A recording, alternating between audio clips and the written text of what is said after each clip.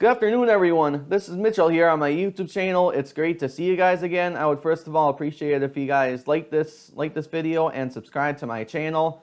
I am proud to announce I am at 43 subscribers shortly after the Super Bowl video that I did between Kansas City and Tampa Bay. So feel free to check it out if you guys want to. I have over 60 views on that one right now.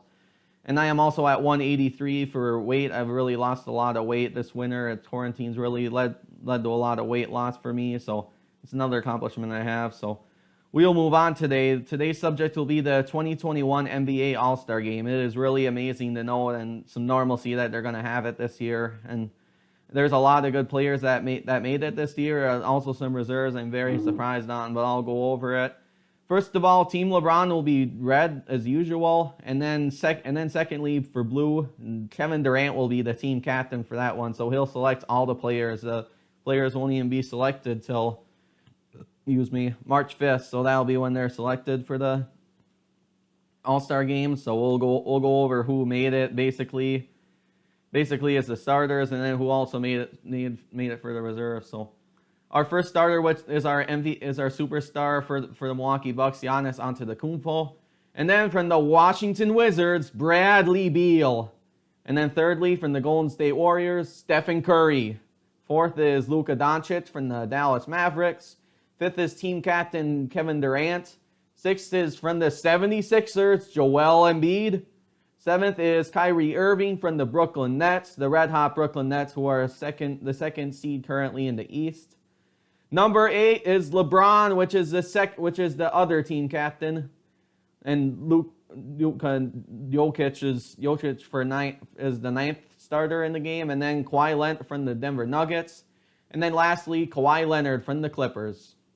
So the reserves, as I said, I support the Milwaukee Bucks, and my favorite player currently for the Bucks is Chris Middleton, and he has the best three-point percentage in the entire NBA right now, and he still was not voted into the All-Star Game, even with all the votes that happened, especially the Bucks fans that did it. And FYI, I did not vote. I haven't had a lot of time to do it lately. I've been very busy with work and everything, but he did not make it, unfortunately, this year. But he's had a very sensational season. There's always next year to make it, and it's exciting. I'm just grateful that the NBA has been happening. Like I said earlier in this video, it's a sense of normalcy that the All-Star Games this year, and they pulled it out. It's going to be at 6:30 Eastern on TNT, and the game will be taking place in Atlanta, Georgia this year in kind of a newer arena. The Hawks now also have a newer arena, so yeah, we'll see. And they'll probably have one player make it because it's a home All-Star Game, maybe, but we'll really see there.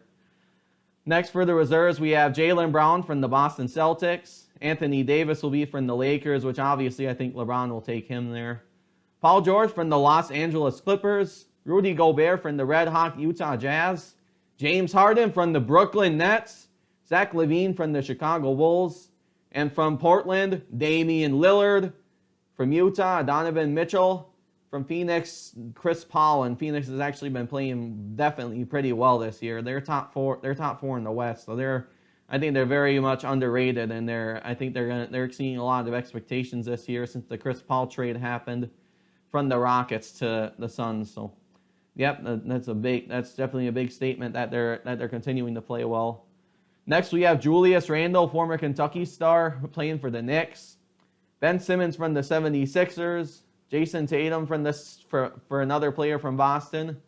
And then Nikola Vujovic from Orlando. And then lastly, from the University of Duke, Zion Williamson for the New Orleans Pelicans. So this is going to be definitely a very great lineup to watch, and very much some current players that we all enjoy watching in the NBA these days. We're blessed that they can go at it this year and really compete against each other and kind of get ready for playoff type of seasons, like the playoffs, this type of season. So yeah, excuse me on that there. Just kind of get ready for that time of year because it's really going to come fast.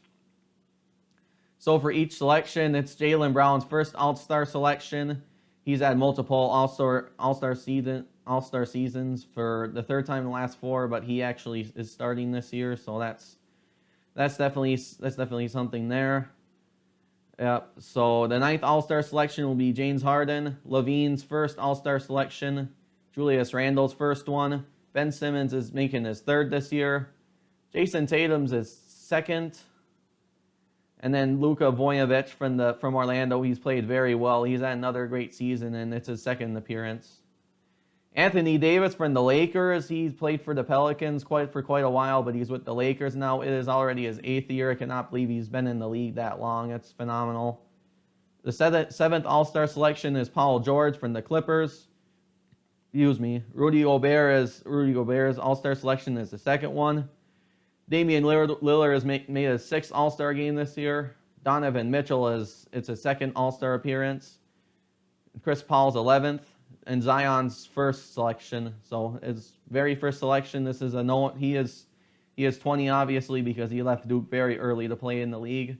He became the 4th youngest player in the NBA All-Star game behind Kobe, LeBron, and Magic Johnson to play. So that's definitely a top tier type of list there. And if he continues the stats, he could definitely be a future Hall of Famer someday. So that's a really cool stat and very much a historic one between all three of those players and a current Laker as well. So yeah, it's going to be a very good All-Star game to watch. As a Bucks fan, I've been very blessed to see them play. They won 3 in a row last week, so it's obviously been really cool to see fans at the Pfizer Forum again. There were up to 1,000 fans. I did not watch the game Saturday, so I was also working that night, speaking of work, but they had 1,000 fans then, and they're starting to really reopen to the public now, and they're just starting to play well. They get at least in the top 4 in the East. I'm feeling very good about this upcoming playoff season.